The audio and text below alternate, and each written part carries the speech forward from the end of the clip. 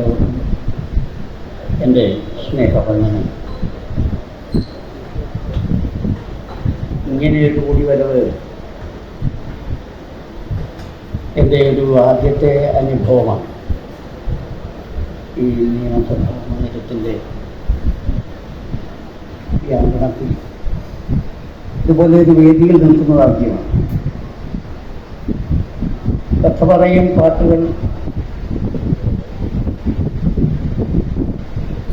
എന്ന വിഷയത്തെ ആസ്പദമാക്കിയുള്ള വർത്തമാനമാണ് ഇനി അല്പസമയം നാം പങ്കുവയ്ക്കുന്നത്.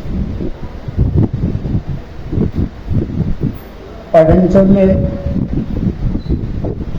ആവർത്തിച്ച് ഓർമ്മിക്കുക മാത്രമല്ല, ആവർത്തിച്ച് പറയേണ്ടതാണ് എന്നതുകൊണ്ട് ഒരു വിരസത ഉണ്ടാവില്ല എന്ന് ഞാൻ വിചാരിക്കുന്നു.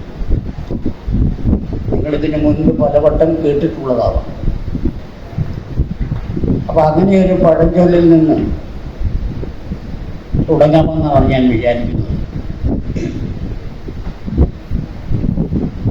നീ എഴുത്തച്ഛൻ്റെ അടുത്ത് പോയി എഴുത്ത് പഠിക്കരുത്, അവൻ്റെ എഴുത്താണി കൊണ്ട് തച്ച് അവൻ നിന്റെ ഭാഷ എഴുത്തിക്കളയും. നീ കൊട്ടച്ഛൻ്റെ അടുത്ത് പോയി കൊട്ടു പഠിക്കരുത്, അവൻ്റെ കൊട്ടുകോല് കൊണ്ട് തച്ച് അവൻ നിന്റെ താളം എഴുത്തിക്കളയും. നീ പാട്ടച്ഛൻ്റെ അടുത്ത് പോയി പാട്ട് പഠിക്കരുത്, അവൻ്റെ പാട്ടുകോല് കൊണ്ട് തച്ച് അവൻ നിന്റെ സംഗീതം കെടുത്തിക്കളയും. ഇത് ഒരു ഗോത്ര പാരമ്പര്യത്തിൽ നിന്ന് രൂപപ്പെട്ട പഴഞ്ചൊല്ലാണ്, നമ്മുടെ ഈ കേരളത്തിൽ തന്നെ. ഇതെവിടെയും ഒന്ന് വായിച്ചെടുക്കാൻ എൻ്റെ ഈ പ്രായത്തിനോടിടയ്ക്ക് എനിക്ക് കഴിഞ്ഞിട്ടില്ല, ചൊല്ലിക്കേട്ടതാണ്. അപ്പം അങ്ങനെ എഴുതി പഠിക്കാത്ത, വായിച്ച് പഠിക്കാത്ത ഒരു കൊട്ടാശാൻ്റെ ശിഷ്യനായി കൊട്ടു പഠിക്കാത്ത ഒരു പാട്ടാശാൻ്റെ കീഴിൽ പാട്ട് അഭ്യസിച്ചിട്ടില്ലാത്ത ഒരു മനസ്സുമായിട്ടാണ് ഇപ്പോൾ ഞാൻ നിങ്ങളുടെ മുമ്പിൽ നിൽക്കുന്നത്. അതുകൊണ്ട് ഇവയെ ഒന്നും ഞാൻ നിരാകരിക്കുകയല്ല. എനിക്കേറെ പദ്യമായി തോന്നിയിട്ടുള്ളത് ഈ നാളിൽ അമ്മൂമ്മ പറഞ്ഞു തന്ന കഥപ്പാട്ടുകൾ, കൊച്ചു കഥപ്പാട്ടുകളും കൊച്ചു വായ്മൊഴികളുമാണ്. അതാണ് എന്നെ ഇപ്പോൾ ഇവിടെ നിൽക്കാൻ എനിക്ക് പ്രേരണ. അതിൻ്റെ തുടർന്നുള്ള വരികൾ നിങ്ങൾ പറയുമെന്ന് എനിക്കറിയാം.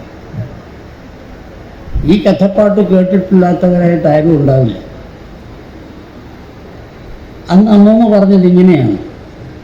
അതിൻ്റെ പൊരുളും പടുതിയുമൊക്കെ പിന്നീടാണ് എനിക്ക് ബോധ്യപ്പെട്ടത്, ഞാൻ മനസ്സിലാക്കിയത്. അന്നിതൊന്നും അറിഞ്ഞുകൂടായില്ല. ആ കഥപ്പാട്ട് ഇങ്ങനെയാണ്. അയ്യപ്പൻ്റെ അമ്മ നെയ്യപ്പൻ ചുട്ടു, കാക്ക കൊത്തി കടലിലിട്ടു, മുങ്ങാപ്പിള്ളേർ മുങ്ങിയെടുത്തു, തട്ടാപ്പിള്ളേർ തട്ടിപ്പറിച്ചു, വാണിയപ്പിള്ളേർ വായിലിട്ടു. അത് വളരെ മനോഹരമായ ഈണത്തിലാണ് അമ്മൂമ്മ പാടിയത്. പിന്നീട് അനേകം കുട്ടികൾ ഏറ്റി പാടിക്കേട്ടു, ഇന്നും കേൾക്കുന്നു. എത്ര ആവർത്തിച്ച് പാടിയിട്ടും കൊതി തീരുന്നില്ല. വീണ്ടും ആവർത്തിച്ച് പാടിക്കൊണ്ടേയിരിക്കുന്നു. ഇന്നും നിങ്ങൾ ഓരോരുത്തരും പാടുന്നുണ്ടെന്ന് എനിക്കറിയാം. അയ്യപ്പൻ കുഞ്ഞിന് എന്നെങ്കിലും ഒരു നെയ്യപ്പം ഉണ്ടാക്കി കൊടുക്കണമെന്നുള്ള അടങ്ങാത്ത മോഹമുണ്ടല്ലോ അമ്മയുടെ. ഒരിക്കലത് അതിന് വളരെ അനുകൂലമായ ഒരു സാഹചര്യം ഉണ്ടായി. അമ്മയൊരു നെയ്യപ്പൻ ചുട്ടു. പക്ഷെ അയ്യപ്പൻ കുഞ്ഞിന് കൊടുക്കാൻ പറ്റിയില്ല, കൊടുക്കാൻ കഴിഞ്ഞില്ല. അയ്യപ്പൻ കുഞ്ഞിനത് അനുഭവിക്കാനുള്ള ഭാഗ്യമുണ്ടായില്ല, അല്ലെങ്കിൽ യോഗമുണ്ടായില്ല. അത് കാക്കക്കാലം പോയി. കാക്കയ്ക്ക് കിട്ടിയോ? ഇല്ല. കക്കക്കാലിൽ നിന്ന് വഴുതി കടലിൽ പോയി. കടലിന് കിട്ടിയോ? ഇല്ല. ഇത് കണ്ടുനിന്ന മുങ്ങാനറിയാവുന്ന 30 കുട്ടികൾ മുങ്ങിയെടുത്ത് അവർക്ക് കിട്ടിയോ? അവിടുന്നും പോയി. കൊട്ടേഷൻ ടീം അപ്പുറത്ത് ഇപ്പുണ്ടായിരുന്നു. തക്കം നോക്കി നിന്നു. അവർ തട്ടിപ്പറിച്ചു. തട്ടിപ്പറിക്കാൻ അറിയാവുന്ന കൊട്ടേഷൻ ടീം ഇത് കണ്ടു നിന്നു. അവരും തട്ടിപ്പറിച്ചു. തട്ടിപ്പറിച്ചത് അവന് വേണ്ടിയായിരുന്നു? അല്ല, അതിനപ്പുറത്ത് മറ്റൊരാളുണ്ടായിരുന്നു. ഈ തട്ടിപ്പറിച്ച് എത്തിക്കേണ്ട ഇടത്ത് അവൻ എത്തിച്ചു. അങ്ങനെ വാണിഭപ്പിള്ളയുടെ വായിൽ എത്തി എന്ന്. ഈ വർത്തമാനമാണ് ഇന്ന് ഞാനും നിങ്ങളും എല്ലാ ദിവസവും വായിച്ചു കേൾക്കുന്നതും പറഞ്ഞു കേൾക്കുന്നതും നമ്മൾ ആവർത്തിച്ച് പറയുന്നതും. പക്ഷെ അമ്മൂമ്മ ഇതന്ന് ഈ കഥ പറഞ്ഞപ്പോൾ ഈ കഥയ്ക്ക് ഇത്രമാത്രം ആഴവും പരപ്പും ഉണ്ടെന്ന് മനസ്സിലായില്ല. അവസാനം അമ്മൂമ്മ അയ്യപ്പൻ കുഞ്ഞുണ്ടാക്കിയ നെയ്യപ്പം ഈ കോർപ്പറേറ്റ് രാജാക്കന്മാരുടെ കയ്യിൽ എത്തും എന്ന് അമ്മൂമ്മ അങ്ങ് പറഞ്ഞ ഈ കഥപ്പാട്ട് ഇന്ന് നമ്മൾ അനുഭവിക്കുകയാണ്. അപ്പം അതുകൊണ്ടാണ് ഞാൻ പറഞ്ഞത്, എഴുത്തച്ഛൻ്റെ എഴുത്തിനേക്കാൾ, കൊട്ടച്ഛൻ്റെ കൊട്ടിനേക്കാൾ, പാട്ടച്ഛൻ്റെ പാട്ടിനേക്കാൾ എൻ്റെ ഭാഷയ്ക്കും എൻ്റെ കൊട്ടുതാളത്തിനും എൻ്റെ താളത്തിനും എൻ്റെ സംഗീതത്തിനും ആണ് അർത്ഥസമ്പുഷ്ടത, അതാണ് അടയാളപ്പെടുത്തേണ്ടത് എന്ന് അത് ഈ മുത്തശ്ശി കഥയിൽ നിന്ന്, അമ്മമ്മപ്പാട്ടിൽ നിന്നാണ് ഞാൻ ചിരഞ്ഞെടുത്തത്. അപ്പം അതുകൊണ്ട് എൻ്റെ ഭാഷ ജീവഭാഷയാണ്, എൻ്റെ താളം ജീവതാളമാണ്, എൻ്റെ സംഗീതം ജീവസംഗീതമാണ്. അവിടെ നിന്നുകൊണ്ട് ചിലത് നമുക്ക് വർത്തമാനിക്കാം എന്ന് ഞാൻ വിചാരിക്കുന്നു.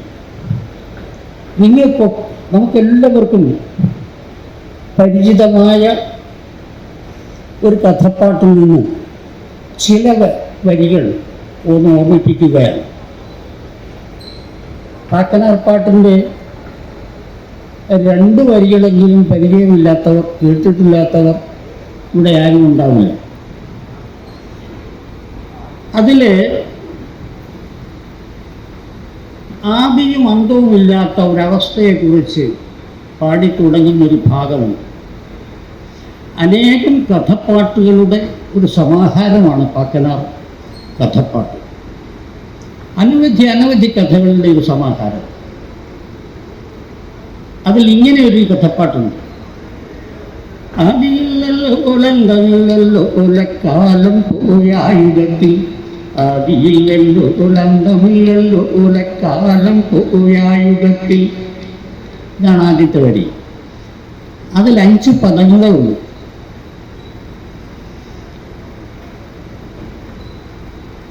ഒന്നര വരി കൊണ്ട് തിരുക്കുറൾ പറയുന്ന പോലെ 5 പദങ്ങളാണ്. ആദി, അന്തം, ഇല്ല, പോയി. ഇങ്ങനെയൊക്കെ 5 പദമാണ്. അക്കാലം, പോയി. അപ്പോൾ ഈ ആദിയും അന്തം, അപ്പോൾ എനിക്ക് ഇത് ഒരു കുട്ടിക്കാലത്ത് ഒരു ചെറിയ ക്ലാസ്സുകളിൽ പഠിക്കുന്ന സമയത്ത് ഈ പാട്ട് പാടി ഇത് കമ്പുകളി പഠിച്ചിട്ടുണ്ട് കുട്ടിക്കാലത്ത്. ഞാൻ സ്കൂളിൽ പഠിക്കുന്നു. അപ്പോൾ ഈ കമ്പുകളിക്കും പരിചയമുട്ട് കളിക്കുമൊക്കെ ഈ പാട്ട് പാടാറുണ്ട്. പക്ഷെ അന്നൊന്നും അറിയില്ല. ഇന്നും ഇത് പാടുന്നവർക്ക് അറിയുമോ എന്നെനിക്ക് സംശയമുണ്ട്. ഇന്നലെ സംസ്ഥാനതല നാടൻ പാട്ട് മത്സരമായിരുന്നു പൂജപ്പുഴ. അപ്പോൾ അവിടെ നിന്നാണ് ഞാൻ ഇങ്ങോട്ട് പോരുന്നത് തന്നെ. അപ്പോൾ ഇതിന് സമാനമായ പാട്ടുകൾ അവിടെ നിറയെ കേൾക്കാനിടയായി. 40-ലധികം സംഘങ്ങളുടെ പാട്ടുകളുണ്ട്. അപ്പം ഈ പാട്ടിൽ പരാമർശിക്കുന്നത് ആദിയും അന്തവുമില്ലാത്ത ഒന്ന്. ഞാൻ പറഞ്ഞല്ലോ, ഞാൻ ഈ പാടി തുടങ്ങുന്ന കാലത്ത് എനിക്ക് അറിയില്ലായിരുന്നു. നിങ്ങളിൽ അറിവുള്ളവർ ഉണ്ടെന്ന് എനിക്കറിയാം. എങ്കിലും ഞാനങ്ങ് പറയുകയാണ്, ആദ്യം അന്തമില്ലാത്തത് പൂർണ്ണ വൃത്തമാണ്. ആദിയില്ലല്ലോ അന്തമില്ലല്ലോ. പാക്കനാർപ്പാട്ടിൻ്റെ ആദ്യ വരിയാണ്. ആദ്യം അന്തവുമില്ലാത്തത് പൂർണ്ണ വൃത്തമാണ്. അപ്പം പൂർണ്ണ വൃത്തമാകുമ്പോൾ തുടക്കമില്ല, ഒടുക്കമില്ല, മുമ്പനില്ല, പിമ്പനില്ല, ഒന്നാമനില്ല, ഒടുവിലാനില്ല. അങ്ങനെ ഒത്തിരി സവിശേഷതയുണ്ട് ഈ പൂർണ്ണ വൃത്തത്തിന്. ആദ്യം അന്തവുമില്ലാത്തതിന് ഞാൻ ഈ പറഞ്ഞ സവിശേഷതയുണ്ട്. അക്കാലം പോയി, അടുത്ത വരിയാണ്, അടുത്ത വാക്ക്. അക്കാലം പോയി, അതൊരു യുഗജീവിതമായിരുന്നു എന്നടുത്ത ചൊല്ല്. അക്കാലം പോയ ആ യുഗം. അങ്ങനെ ആദിയും അന്തവും ഒന്നാമനും ഒടുവിലാനും മുമ്പനും പിമ്പനും വെളുപ്പും കറുപ്പും ഒന്നുമില്ലാത്ത ഒരു വൃത്തഭൂമിക അത് പോയി.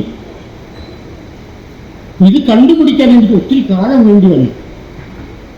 അങ്ങനെയാണ് ഞാൻ അമ്മയിലേക്ക് മടങ്ങുന്നത്. ഇത് എൻ്റെ അമ്മ തന്നെ ആയിരുന്നല്ലോ എന്ന് എത്ര കാലങ്ങൾക്ക് ശേഷമാണ് ഞാൻ കണ്ടെത്തിയത്. അവിടെ അങ്ങനെ ഒരു യുഗജീവിതം എനിക്കുണ്ടായിരുന്നു എന്നാണ് പാക്കനാർപ്പാട്ടിൻ്റെ ആദ്യ വരി. പാക്കനാർപ്പാട്ട് എന്ന് പറയുമ്പോൾ പാട്ട് എന്ന് പറയുമ്പോൾ അനേകം കഥാഗാനങ്ങളുടെ കഥകളുടെ ഒരു സമാഹാരമാണ് എന്ന് ഞാൻ സൂചിപ്പിച്ചുള്ളൂ. അപ്പോൾ ആദ്യം അന്തവുമില്ലാത്ത അമ്മയാകുന്ന അമ്മയുടെ ഉദരമാകുന്ന വൃത്തഭൂമികയിൽ ഒരു യുഗജീവിതവും കഴിഞ്ഞാണ് ഞാൻ ഇങ്ങോട്ട് വരുന്നത്. പിന്നെ അത് എവിടെയാണ് അവസാനിക്കുന്നത്? തെക്കന്നൻ കാറ്റടിച്ചെന്ന് തെന്നിയടിച്ചു, വടക്കന്നൻ കാറ്റടിച്ചെന്ന് വടുതിയടിച്ചു, കിഴക്കന്നൻ കാറ്റടിച്ചൊരു ചെങ്കാറ്റടിച്ചു, പടിഞ്ഞാറൻ കാറ്റടിച്ചൊരു നേർകാറ്റടിച്ചു, നാല് കാറ്റും വായുവിനും കൂടെ ചുറ്റിയടിച്ചു, കുടവട്ടം ഭൂമി തോന്നാതെ തോന്നി. ആദ്യം കണ്ടത് ഈ ചക്രവാളമാണ്. അങ്ങനെയാണ് ഞാൻ ഈ ചക്രവാളം ആദ്യമായി കാണുന്നത്. ഈ നാല് കാറ്റും നാല് ഭാഗത്തു നിന്ന് ഇങ്ങോട്ടാണ് വീശി അടിച്ച് അവിടെയുള്ള വായുവിനും ചേർന്ന് ചുറ്റി അടിച്ച് ഇതാ ഞാൻ കിടക്കുന്നു.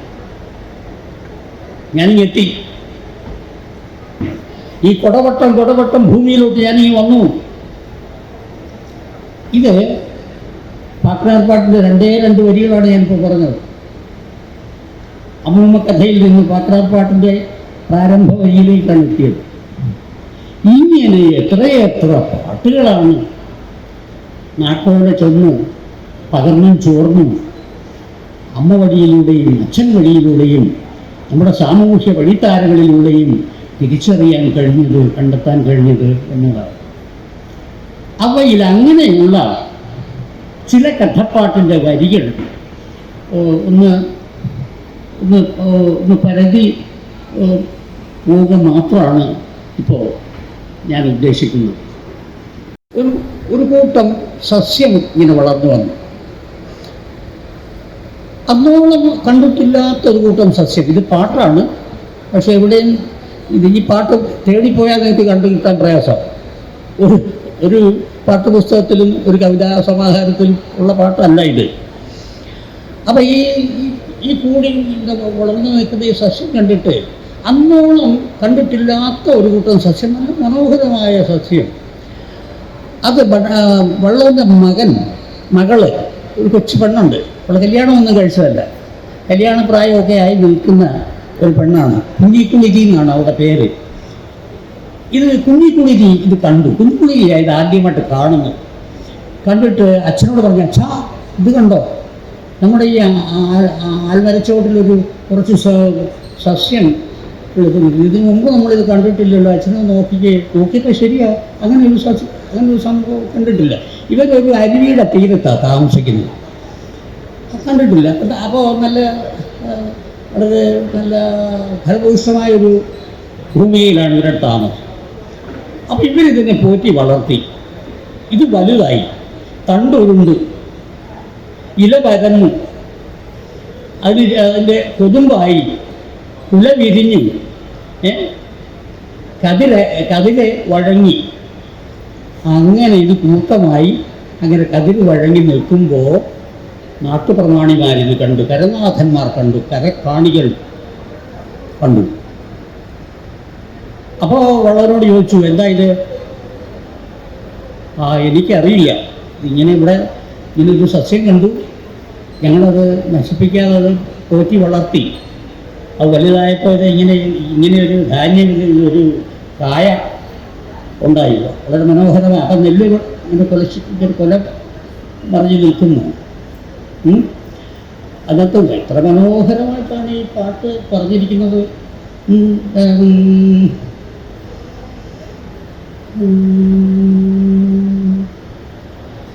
ഈയമ്പോലില പരക്കുന്നേ തര വെള്ളി പോലെ തണ്ടുരുന്നേ തര വെള്ളി പോലെ തണ്ടുരുണ്ട്, ഈയം പോലെ ഇല പരന്നു. അപ്പോൾ നമ്മൾ രാവിലെ ഈ നെൽകൃഷി ചെയ്തിട്ടുള്ളവർക്ക് അല്ലെങ്കിൽ അത് അനുഭവിച്ചിട്ടുള്ളവർക്ക് അറിയാൻ പറ്റും. അതിരാവിലെ നമ്മൾ സൂര്യൻ ഉദിച്ച് വരുമ്പോൾ സൂര്യകിരണങ്ങൾ ഭൂമിയിലേക്ക് പതിക്കുന്ന ആ സമയത്ത് നെൽവയലിലേക്ക് നോക്കിയാൽ നല്ല വെള്ളിമുത്തുകൾ ഇങ്ങനെ തിളങ്ങി നിൽക്കുന്നതാണ്. അപ്പോൾ അതുകൊണ്ടായിരിക്കും ഈ പാട്ടുകാരങ്ങനെ പറഞ്ഞത്, ഈയം പോലില്ല പരന്നു എന്ന് പറഞ്ഞു. അവർക്ക് ഒരുപക്ഷെ ഈ വെള്ളിയെപ്പറ്റി സ്വർണ്ണത്തെപ്പറ്റി ഒന്നും അറിയാൻ പാടില്ലാത്തത് കൊണ്ടായിരിക്കാം ഈയം പോലത്തെ ഈയത്തെപ്പറ്റി അവർക്കറിയാം. കാരണം നമ്മുടെ ഈ ചെമ്പ് പാത്രങ്ങളൊക്കെ ഈയം പൂശുമ്പോൾ അതിനകത്ത് നിന്ന് ഈയം ഇങ്ങനെ ഉരുണ്ട് കളിക്കുന്നത് നിങ്ങൾ ആരെങ്കിലും കണ്ടുകൊണ്ടെന്ന് എനിക്കറിയില്ല, പ്രായമുള്ളവർക്കറിയാം. ഈയക്കട്ട ഈ ചെമ്പ് കലത്തിനകത്തിട്ട് ചെമ്പ് പഴുപ്പിച്ചിട്ട് ഈയം പൂശും. ഈയം പൂശാനുണ്ടോ ഈയം എന്നും പറഞ്ഞിങ്ങനെ ഈയം പൂശുകാർ നമ്മുടെ വീട്ടുപടിക്കലൂടെ വരും. അപ്പോൾ നമ്മൾ പ്രാവ് പിടിച്ച് ചെമ്പ് പാത്രമൊക്കെ എടുത്ത് ഈയം പൂശാൻ കൊടുക്കും. അപ്പോൾ ആ ഈയത്തോടാണ് ഈയം പോലില്ല പരന്നു, വെള്ളി പോലെ തണ്ടുരുണ്ട്, പിന്നെ പൊന്നു പോലെ വഴങ്ങി. അങ്ങനെ വഴങ്ങി നിൽക്കുമ്പോഴാണ് കരനാഥന്മാരിത് കണ്ടിട്ട് പറഞ്ഞു, നാളെ സൂര്യോദയത്തിന് മുമ്പ് ഇതെന്താണെന്ന് പറഞ്ഞില്ല എങ്കിൽ നിന്നെ കൊന്നുകളയും. ഇത് കരനാഥൻ്റെ ആജ്ഞയാണ്, ഉത്തരവാ. പിന്നെ വള്ളം ഉറങ്ങാൻ കഴിയില്ല. എൻ്റെ മകൾ അനാഥയാകും. ഇതെന്താണെന്ന് ഞാൻ എങ്ങനെയാ പറയുക? ഇവർക്കറിയില്ല, കുഞ്ഞുങ്ങളിക്കറിയില്ല, വള്ളമെന്നറിയില്ല എന്താണ് വളർന്ന് കുലതുള്ളി നിൽക്കുന്നത് എന്നറിയില്ല. പിന്നെ ജലപാനം വരെ ഉപേക്ഷിച്ച് വള്ളം കിടപ്പിലായി. അന്ന് മൂന്നും കൂടുന്ന മൂവന്തിയായപ്പോൾ കുഞ്ഞുകുളിരി വെള്ളമെടുക്കാനായിട്ട് തണ്ണിക്കുടവുമായി അരുവിയുടെ തീരത്തെത്തി. അവിടെ ഇരുന്ന് വെള്ളം കോരാനായി പോയി ഇരിക്കുമ്പോൾ അക്കരെ കാട്ടിലെ കാടര് ഇക്കരെ കാട്ടിലെ കാടരോട് പറയുന്ന ഒരു കഥ കേട്ടു. ഇത് പഴമ്പാട്ടാണ്, ഒരു പഴയ കഥപ്പാട്ടാണ്. അതിനപ്പുറത്തേക്ക് നിങ്ങൾ പോകേണ്ടതില്ല. കാടര് എന്ന് പറഞ്ഞാൽ കുറുക്കൻ. നല്ല ശ്രുതിമധുരമായി കൂവാനറിയാവുന്ന കൂട്ടമാണ് കുറുക്കൻ കൂട്ടം. നമ്മൾ വിചാരിക്കും കുറുക്കൻ കൂവുന്നു എന്ന് പറയില്ലേ നമ്മൾ കൂവുമ്പോൾ, നീ ഇനി കുറുക്കൻ കൂവുന്നവരെ കൂവാതെ എന്ന് പറയും. കുറുക്കനെ നമ്മൾ ആക്ഷേപിക്കാറുണ്ട് അടച്ച്. പക്ഷെ അത്രയും ശ്രുതിമധുരമായി കൂവുന്ന അനുസരണയുള്ള ഒരു ജീവി വേറെ ഇല്ല. കാരണം തലക്കുറുക്കൻ കൂവുന്ന അതേ ശ്രുതിയിലെ കൂട്ടക്കുറുക്കന് കൂവാൻ അവകാശമുള്ളൂ. അത് തലക്കുറുക്കൻ ആദ്യം കൂടി കേൾപ്പിക്കും. ആ ശ്രുതിയിലായിരിക്കും കൂട്ടക്കുറുക്കൻ കൂവുന്നത്. നല്ല നിങ്ങളൊന്ന് പരിശോധിച്ച് നോക്കിക്കോളൂ. ഇത് പരിശോധിച്ച ആളായി പറയുന്നതെന്ന് വിചാരിക്കാം. അപ്പോൾ അക്കരെ കാട്ടിലെ കാടന് കൂട്ടം എന്താ ഇക്കരെ കാട്ടിലെ കാടന് കൂട്ടത്തോട് പറഞ്ഞത്?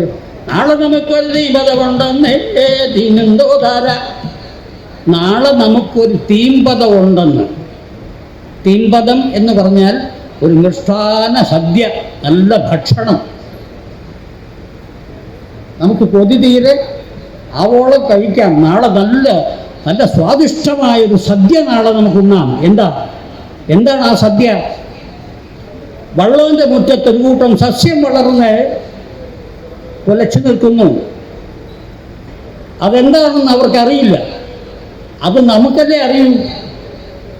1001 അന്നത്തത്തകൾ അരിയപ്പൂ നാട്ടിൽ പോയി 1001 അണികതിരി കൊത്തിക്കൊണ്ടുവന്ന് വള്ളാന്റെ മുറ്റത്തെ ആലിന്റെ വടക്കോട്ടുള്ള കൊമ്പത്തിരുന്ന് 1 മണി 2 മണി കൊത്തിക്കുറച്ച് തിന്നപ്പോ ഉതിർന്നു വീണ ഉതിർമണികളാണ് ഈ സസ്യമായി വളർന്ന് കുലച്ചു നിൽക്കുന്നതെന്നും അത് നെല്ലാണെന്നും നമുക്കല്ലേ അറിയൂ, അത് വള്ളോൻ അറിയില്ലല്ലോ.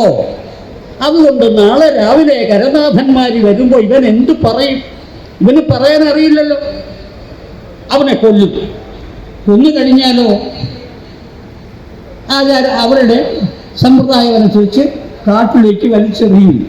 നമുക്ക് നാളെ തിന്നാം, വള്ളനെ തിന്നാം. ഇതാണ് അക്കരക്കാട്ടിലെ കാടൻ ഇക്കരക്കാട്ടിലെ കാടനോട് പറഞ്ഞ കഥ. ഈ കഥ കുഞ്ഞിക്കുളിക്ക് വെള്ളം കോരാൻ പോയപ്പോൾ കേട്ടു.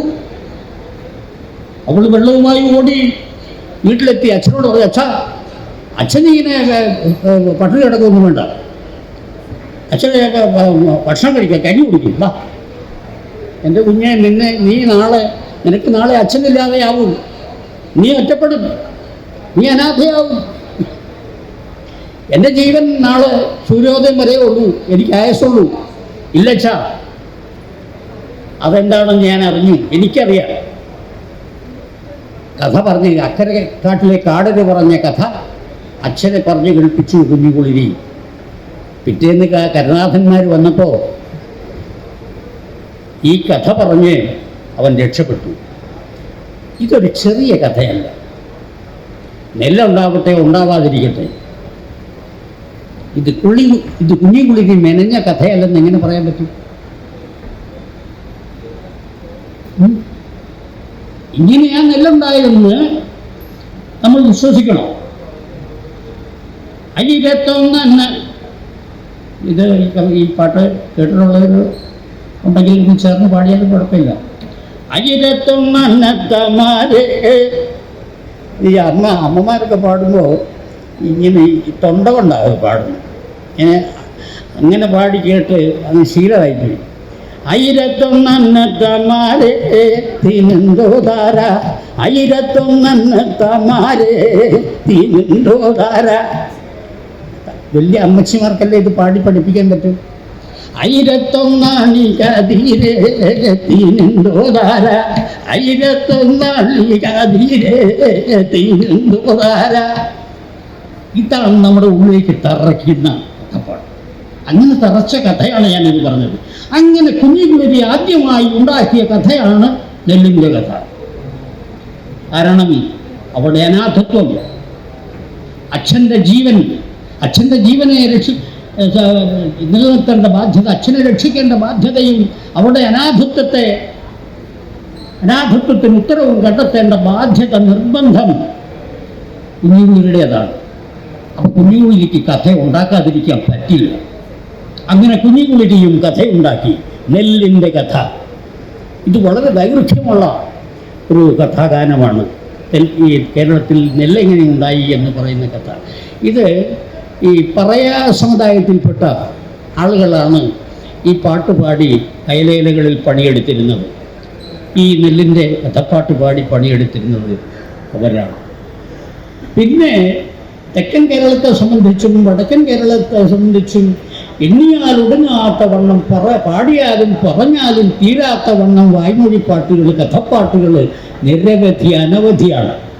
അതൊന്നും നമുക്കിങ്ങനെ ഒരു വേദിയിൽ ഒരു സദസ്സിൽ പാടി പറഞ്ഞ് തീർക്കാൻ ആവുന്ന പാട്ടുകളല്ല.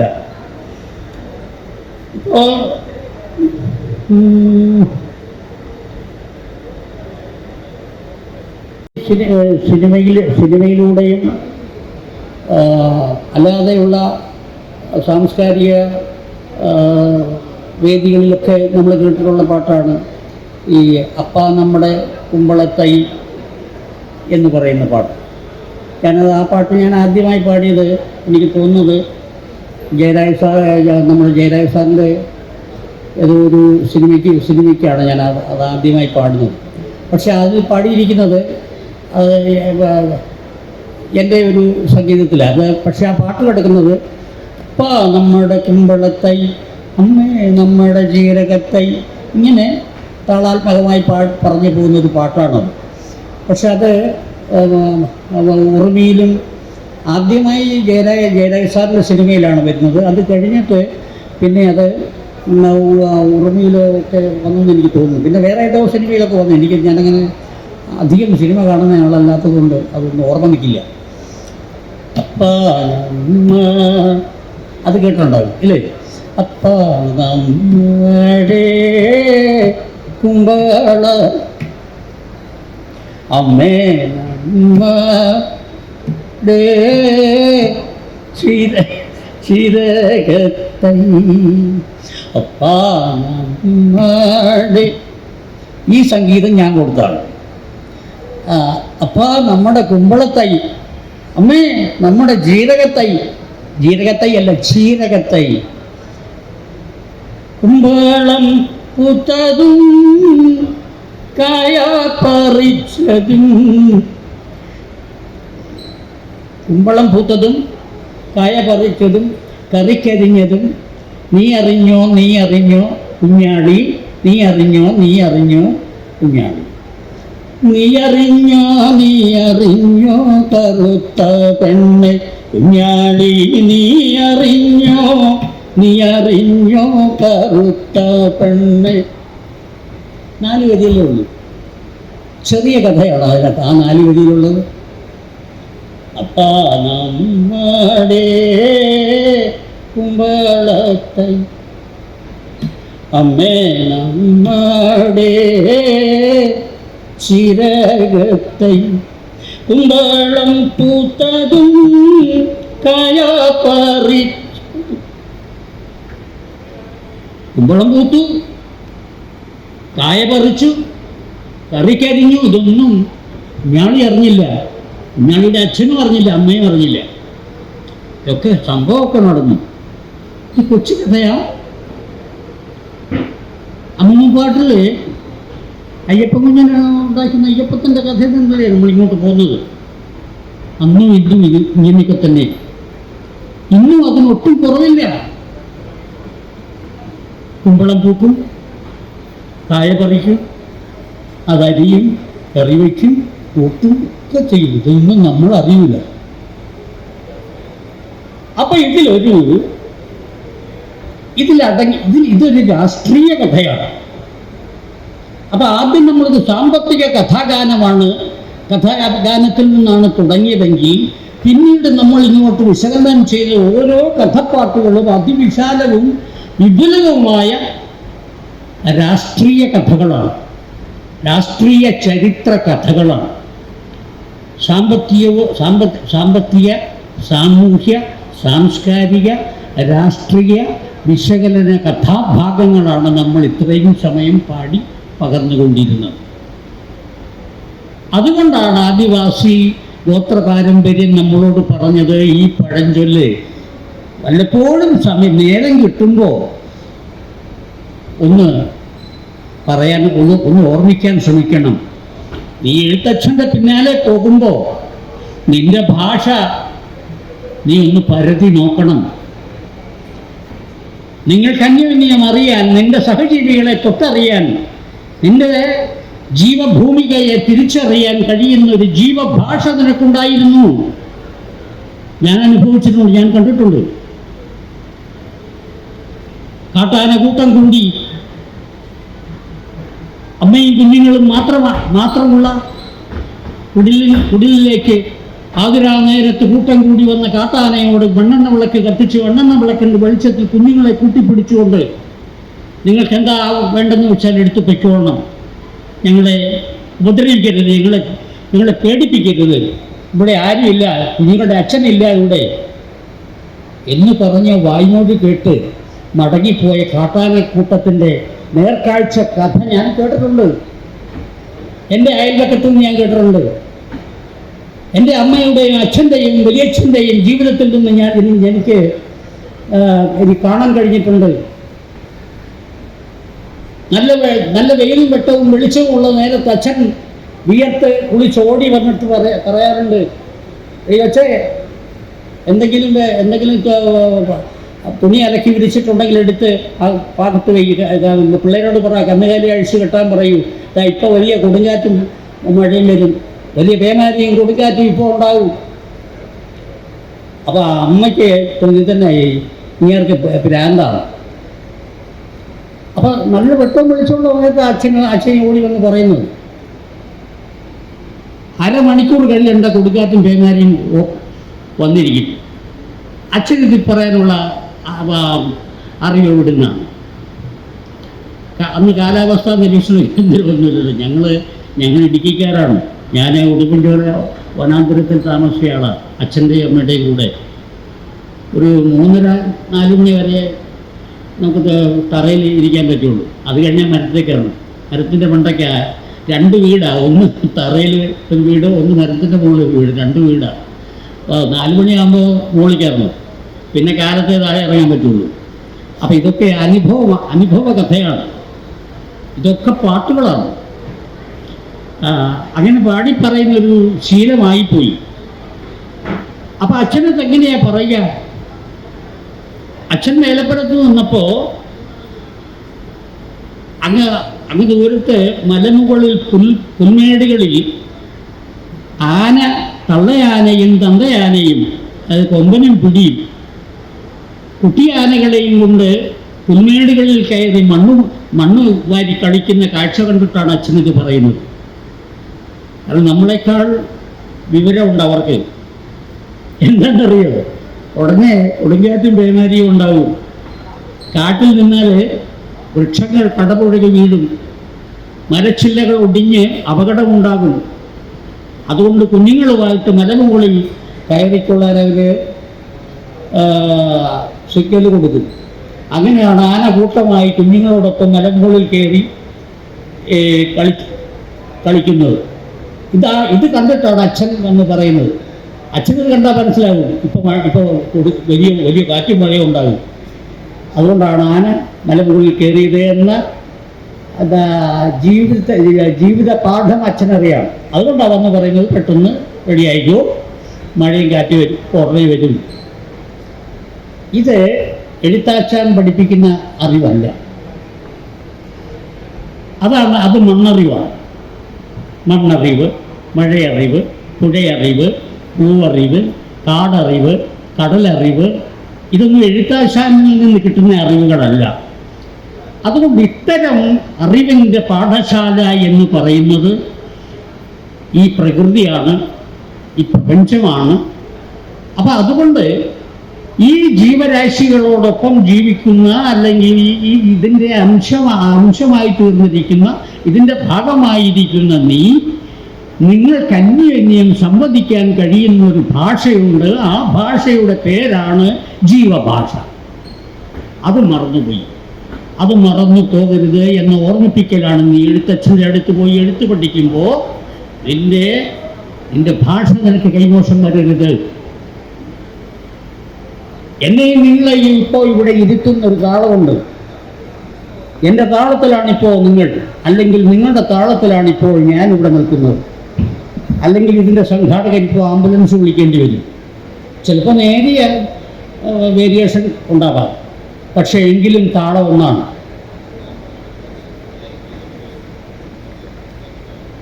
ഈ അതിവല്ലായ്മയെക്കുറിച്ചാണ് പാക്കനാർ പാട്ടിൻ്റെ ആദ്യ വരി സൂചിപ്പിച്ചത്.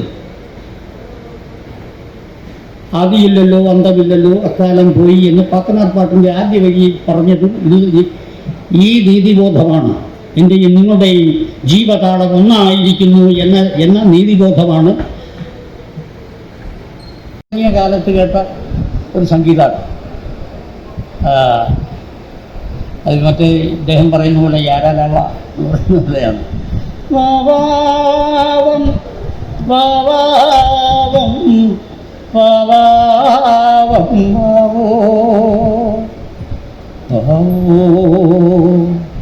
വാവോ വാവോ വാവേ.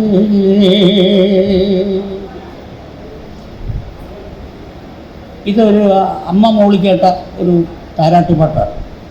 വാവാവം വാവാവം വാവാവം വാവോ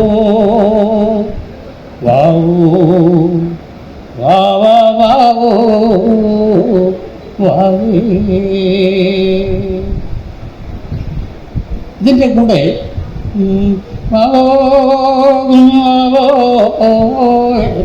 നീ ഓറങ്ങി വാവോ എൻ്റെ പുള്ളേ ഓറങ്ങി.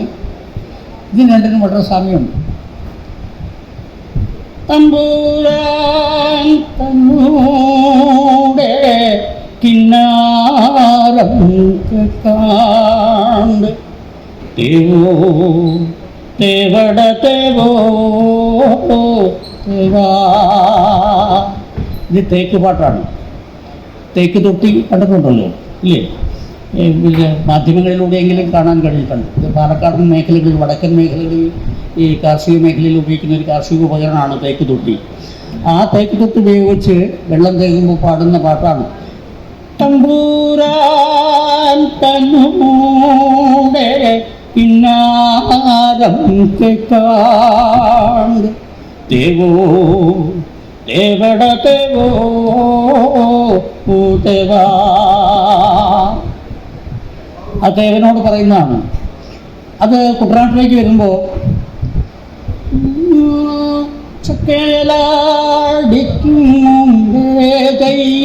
താര ചെമ്പട്ടു വീച്ചും ദയ്യം താര ചെമ്പാവും പാടത്ത് ചതനും നീലിയും വെക്കം നടന്നേ ദയ്യം താര തക താര തക ധിമി താര തക ധിമി താര തക ധിമിതോ.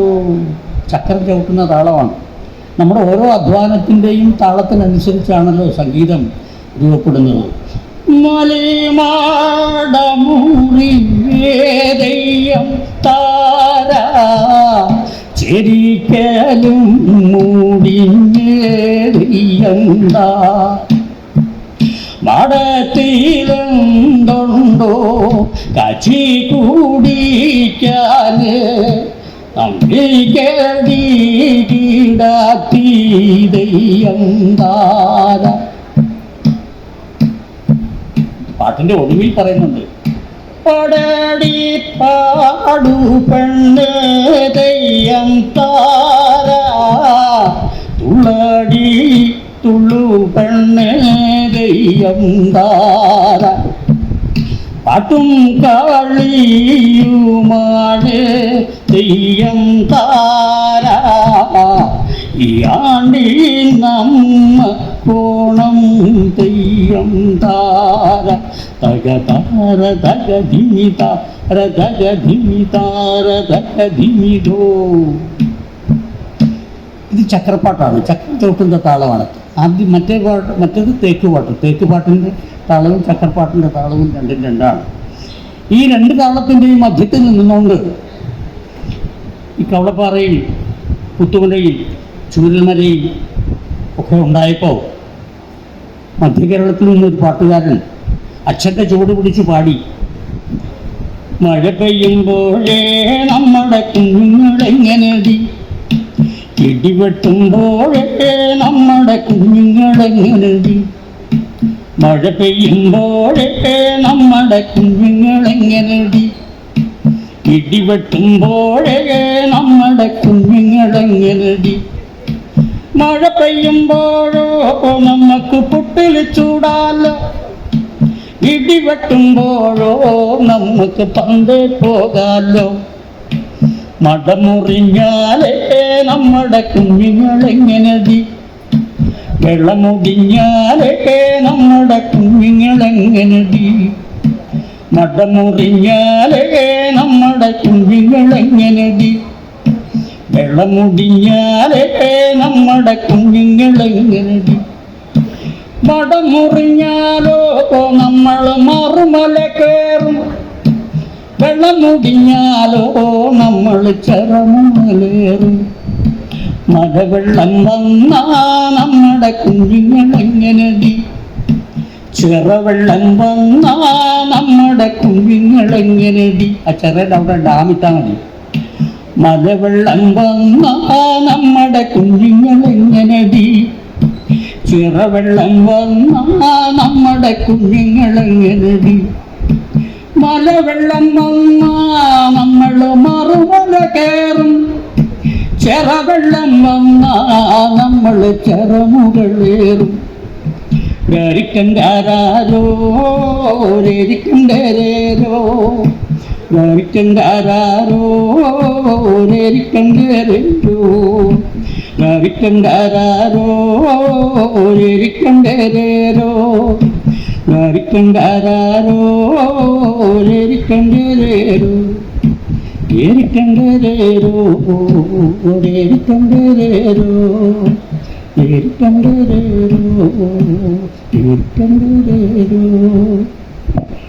ഈ മറുതലയും ചിറമുകളും നമ്മുടെ പ്രത്യാശയാണ്.